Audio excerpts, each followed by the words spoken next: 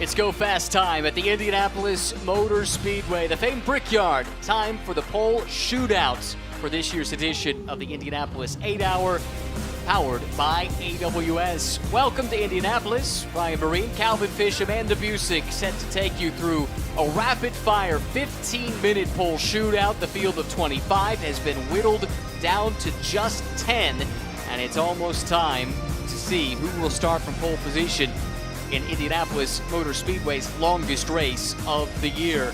Temperatures starting to drop down to 71 degrees Fahrenheit. Track temperature has really come down over the last few hours, just over 80 degrees. A little bit of a breeze, but other than that, Calvin, these cool temperatures, it should be pretty good conditions to set some fast lap times. Yeah, and unlike the cars that were fueled up for 3 15-minute sessions, just one 15-minute session now, so it'll be a lighter fuel load to start this session. I mean, the Lone Star car was just really quick in that earlier session with Maxime Martin setting the fastest time. They've elected to go with Jules Gounon to try and lay down this fly here in this pole shootout session.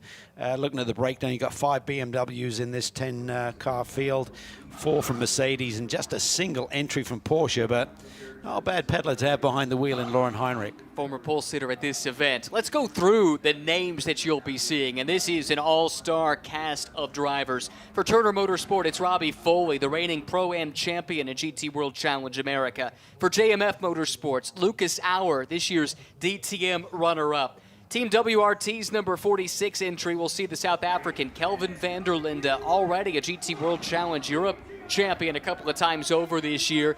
Philip Eng will drive for Random Vandals Racing in their car number 51. He's won here in a prototype before, going back to last year. Chaz Mostert for 75 Express, two-time Bathurst 1000 winner. Jules Gounon for Lone Star Racing, a former Intercontinental GT Challenge champion, among other accolades. Connor De Filippi, Lauren Heinrich, Raffaele Marciello, and Mauro Engel, the top 10, or the 10 drivers rather, that will go for pole and glory here at Indianapolis. And a chance to welcome in the third member of the team, Amanda Busick. Who have you found? Hey, Ryan, I'm standing by with Lynn Hodanius, who will watch Jules Gounon take to the track for this pole shootout here at IMS. And based on your experience in the race car here today, why might you guys prove to have the top spot here tonight? Yeah, no, I think we have a great chance, especially with Jules in the car. Been rapid all weekend. So we'll see where we end up, but of course we're hoping for that top spot, and we'll make it happen. You guys have a great team collected here. I know you guys met Marx Martin as well, who was the fastest overall in qualifying. Why will this matter on race day? You know that now really times, you know, it's nice for the pictures and stuff, but of course you want to have the pace on Saturday because it's an 8-hour race. You know, you can do all the quality laps you want, but at the end of the day we need to be the stints that count. And you did as well. Good luck tonight, and we'll see what happens with this Mercedes. Yeah, thanks, appreciate it. Super impressive young talent, already raced here once this year. Was here just 1 month ago with this same Lone Star team, a team that started on the outside of the front row in this event last year, a team that has won in conjunction with Craft Bamboo a couple of years ago. In short, they know their way around this place. They do. That notebook is super important. Yes, we're running a different tire here than we ran here last year, which a lot of the teams were introduced to at Road America. For Lone Star, they've got to adapt to that as well, so it won't be exactly the same setup. It does demand something different from the race car in terms of how you set it up to work with this tire. But AJ Peterson just does a great job with that relatively small team to turn out these really fast race cars. Clock is already starting to tick. 15 minutes in the session. So this pole shootout, it's a little different than if you watch qualifying, for instance, at the CrowdStrike 24 Hours of Spa, where it's really one lap heroics. Here it's 15 minutes to try and set the fastest lap you can, which begs the question, how early will we see these lap times pop up, or how late maybe do we have to wait for the Pirellis to get into their peak? Well, you can roll the dice a little bit. There's a theory that the more rubber goes down, the faster the racetrack gets. Obviously, if there's a red flag, you can suddenly get tumbled over by that. But it depends on the car and how you set up. Maxime Martin did it on his third flyer, do you know what I mean? So it was really early in his run. Other cars seem to come in like lap 4 or 5. So there'll be different approaches, and we'll have to wait and see how it shakes out. A look here at Wright Motorsports that come to this event with one goal in mind and one goal only, It's to win, not in class, but overall. They were the first to see the checkered flag last year. A time penalty for a pit lane infraction meant that on adjusted time, they were scored second overall to Team WRT. And they feel like they've got unfinished business. Yeah, it was brutal to have the fastest car, essentially, and Lauren did a great job. He thought he had that 5-second penalty covered. But the WRT team, as you'd expect, just strategized their way and had the driver in at the end to be able to get it to the line within that 5-second margin and get it post-race. But they've had a lot of success. Lauren won here last year in IMSA, as did the Wright Motorsports team. So they've got a good notebook as well and got a really fast driver lineup. A lot of eyes on this car. It carries number 46, and for good reason. That was the number plate of one Valentino Rossi throughout his historic MotoGP career, and the Dr. Vale is here this weekend taking part in his first Indianapolis 8-hour. He'll be watching Kelvin van der Linde of Johannesburg, South Africa, qualify that car. We'll see what he can do. In the meantime, here's the 888 still waiting patiently in the pit lane. Grupa M waiting for their chance, and it is the veteran Mauro Engel who will do the qualifying. Yeah, Chazzy Mostert there waiting as well, so they're just waiting for a bit more rubber to go down. Maybe ambient temperature will be dropping rapidly at this stage of the afternoon, and just gives you that little nuance that you need. You're sometimes only looking for a few hundredths or a tenth of a second here to make the difference between pole position and just coming up short. Lots of eyes on this car too. If you're tuning in wondering which car is two-time IndyCar champ and Indy 500 winner Will Power driving, it's that bright orange Sun Energy 1 car. Shares it with Chaz Mostert, the Supercars ace, and of course Kitty Hobble, the team owner, who's going for the Independent Cup title here this year, what would be a record-setting Intercontinental Championship. He's won in several different variations in the past and is trying to add yet another here this weekend. Waiting on the first official times. These are the first flying laps now. Let's keep an eye here on the Austrian. Lucas Auer, nephew of Formula One great Gerhard Berger, and he is out on a push lap now. Watching from the pits is Robbie Foley. Now, that is an interesting development. We thought he was going to be qualifying the car for Turner, and Amanda has caught up with him. Well, Robbie, I know you were over here to congratulate Justin Rothberg on winning his championship, but you don't have a helmet on and you're nowhere near a race car. Why? I would love to be out there, but we found a small leak that we want to attend to before tomorrow, so our car was very good in qualifying. I think BMW in general is quite strong. And yeah, we're just going to be safe for tomorrow and make sure we get that leak fixed. Safe tomorrow will still mean starting from row 5. Yeah, they had to reattach or tighten up a turbo boost hose early in that qualifying session. Didn't really lose any representative lap times. You're not allowed to work on the car in qualifying, but you can kind of discard the ones that have been set to that point. So it didn't really thwart them. All 3 drivers got a run there. So just playing it safe here. There's no real advantage. Like we talked about the fact that the 04 car elected not to run qualifying, essentially to save 3 sets of tires. You do burn down another set in this session, but you get those replaced, so there's no advantage strategy-wise by not running this session for Turner Motorsport. So I think it's legit, just trying to keep it safe, keep the car in 100% shape for the race tomorrow. And apologies if you mentioned it, I was trying to sort through something else, but they did have that issue with the turbo, we think, in the first qualifying session a little bit earlier, so no sense in taking any risks. Make sure everything is buttoned up on the car. Different BMW. This is from the WRT stable, and Kelvin van der Linde is on a flyer. Purple in Sector 1, purple in Sector 2, purple Sector 3. He pops to the top of timing and scoring at a 1:23.090, but that is still a little ways off of some of the really fast times we saw in qualifying earlier today. Yeah, I think potentially it's going to take a low 22 to seal the deal here late in the day, so I think they'll keep pushing now. I think you'll probably have at least a couple of laps where the car's in really great shape before you kind of peak those tire pressures.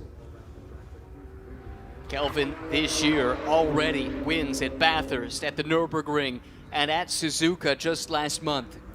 New purple first sector. I mean, he's overall fastest there, and it's a big chunk that he's taken off the table there. That is a big, big lap that he's putting together here. Can he seal the deal? First year since moving over to the BMW squad. So much success with Audi over the years, and now he follows his brother Sheldon to the BMW mark. Comes from a racing family. His father raced BMW touring cars in their native South Africa. And look at this, trending the right direction, nearly a second up, or he was, on his time. That's been adjusted slightly, I think, because others are turning in good sector times now as well.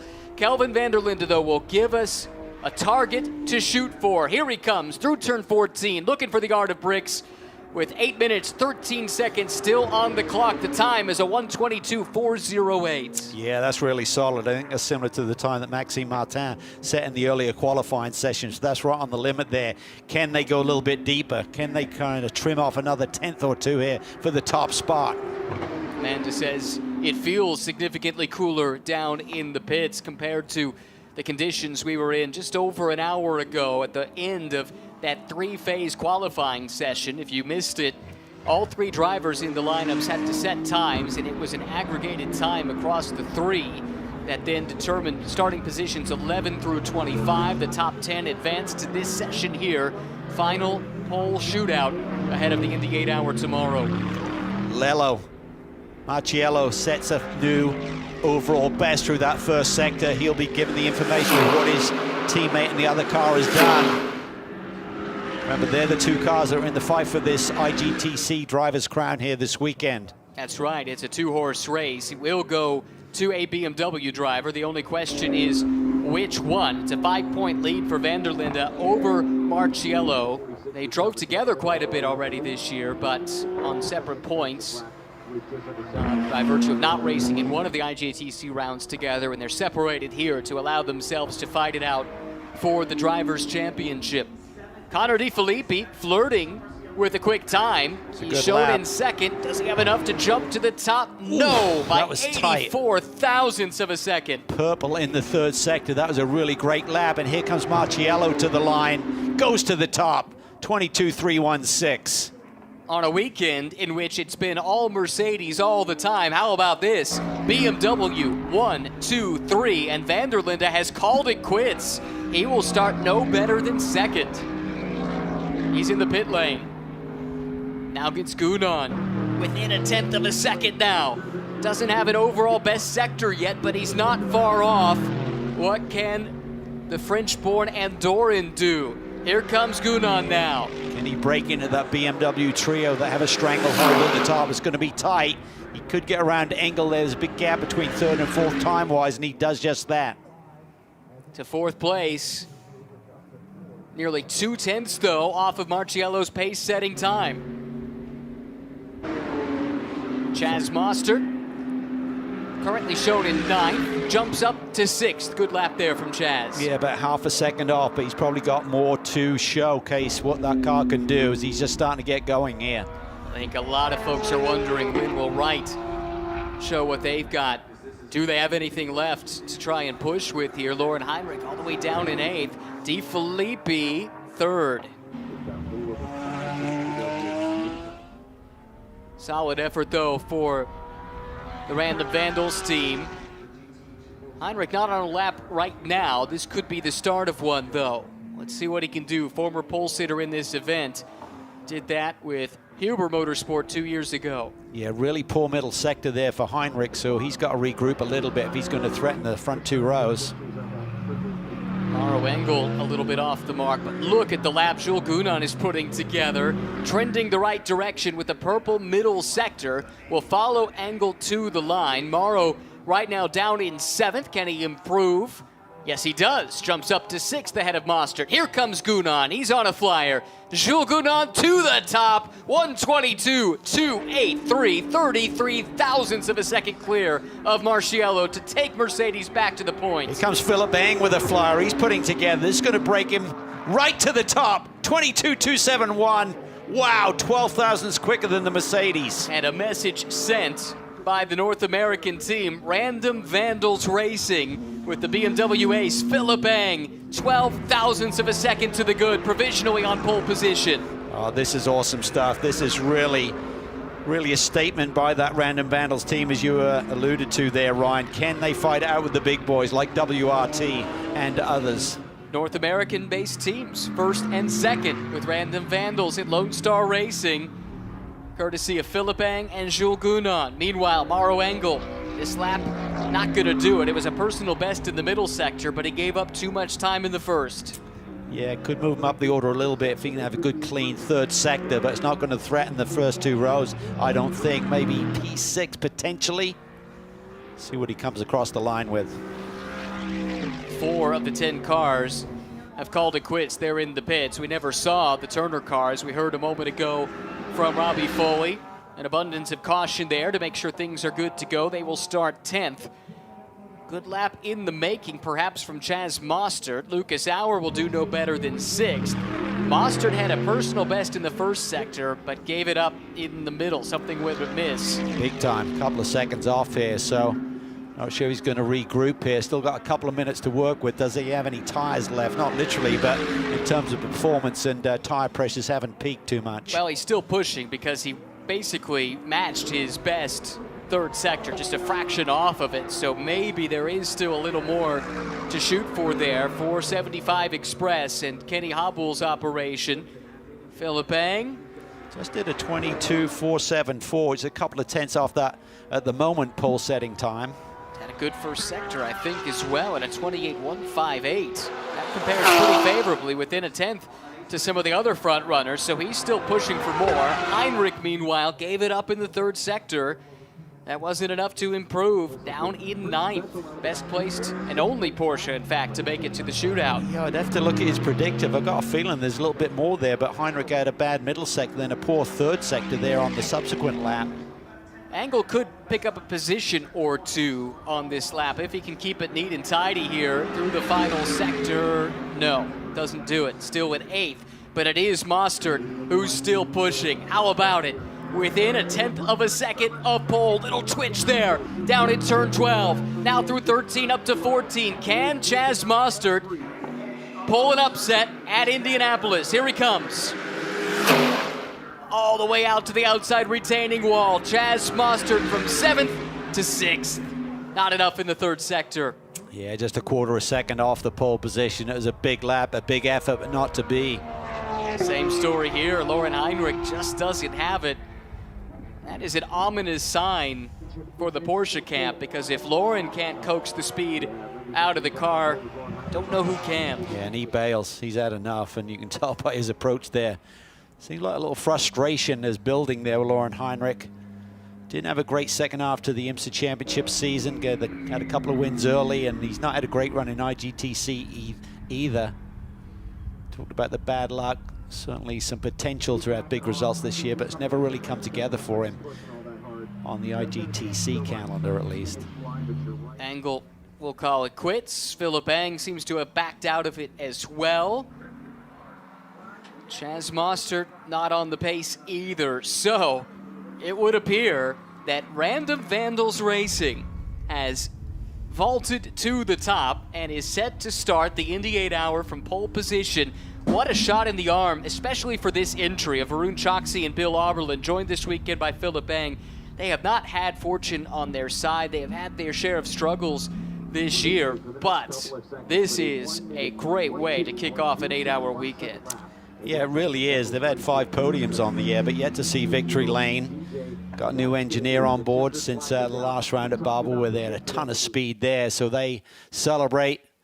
There's Paul Sparta, team principal at Random Vandals. He's got a lot on the line here this weekend. Championships potentially coming their way across 4 different classes, I think. Yes, they are very busy, not just here in GT World Challenge and in the 8-hour, but also with entries, 3 of which are going for championships potentially in Pirelli GT4 America. Race 1 of the weekend for them is coming up tomorrow in the morning as a prelude to the 8-hour. Let's hear from Varun Choksi, whose car starts from pole tomorrow. Amanda? Oh, and you can just imagine the celebration over here. Paul Sparta just was jumping up and down. I see Bill Auberland up on the pit box taking in the moment as well. And Varun, you said to me, not bad. How will that kick off tomorrow's race for this effort? Yeah, I think starting on pole is obviously really, really nice. Most importantly, we get to stay out of trouble, ideally. So let's try and kick off the right way. When we reflect over the year, how much did this team need this moment? I mean, I think the guys, obviously, it meant a lot to them. And it's nice to have a little bit of good fortune coming our way, so hopefully we can keep that going. Congratulations. Enjoy it. Thank you. Enjoy it for now, but still a lot of work to do tomorrow. Nevertheless, can't have a much better Friday than the one that they have had. Both of their cars through and will both start in the top 5 positions. Here's a look at the 10 cars in the respective lineups and how they'll line up inside the top 10, pending technical inspection, of course. Did not see lap times from the Turner camp, but the top 9 were covered by less than 0.7 of a second and less than half a tenth separating the top 3. It is close. Certainly BMW and Mercedes appear to have a little bit of something, at least over single lap pace, but as we know, Cal, in an endurance race, that's not the whole story. No, and we saw Mercedes kind of leading the way in the free practice and certainly pre-qualifying here earlier today, and everyone wondered when will BMW show their hand. Well, it certainly came to the forefront here in slightly cooler conditions, but a long 8 hours to race tomorrow. But certainly, as you said, great statement by our North American-based team, Random Vandals, and they celebrate now with Philip Eng. Yeah, Philip with a big smile on the face. This has been a good track for Philip. His fire suit's actually on display in that museum right now. We'll talk about that more later. Let's hear from him now. All right, and you're going to see that Rova hat go on, and he's got the Rova pole position to kick off this Indianapolis 8-hour that will go into the lights. You see Paul Sparta here. I can tell you your team was jumping up and down. What was the magic of putting that lap together, Philip? I mean, when we rolled the car out of the truck straight away, it was so well prepared from Random Vandals, and we just had a very clean practice sessions, you know. We improved the car step by step. And I'm very happy for the guys because it's my first time joining the team, first time being a Random Vandal, and I love it. And it's a long race ahead. Luckily, I've been in the position before to be able to win the race in 2023 with WRT, which was great. And yeah, let's see how tomorrow goes. Were you told during that effort how close it was between you guys? 0.05 of a second separate the top 3. No, it wouldn't have made any difference because I just drove as fast as I could. Yeah, it was enough. I was very happy with the car, with the lap. Just all came together, and very happy for the team. Philip Eng on top here at Indianapolis. Next year will mark a decade for Philip Eng as a BMW factory driver, joined the roster in 2016. This lineup, by the way, is intact from last year. It's a different team. They ran with ST Racing last year, but taking that same lineup to Random Vandals, and after a 5th place result in their class last year, maybe a chance for some more.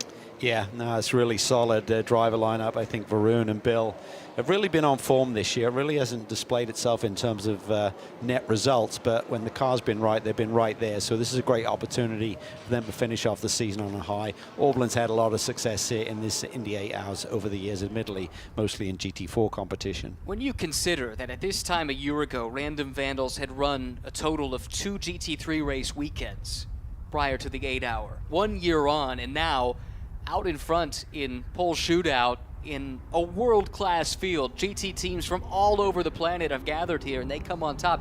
Is this the most significant result they've had?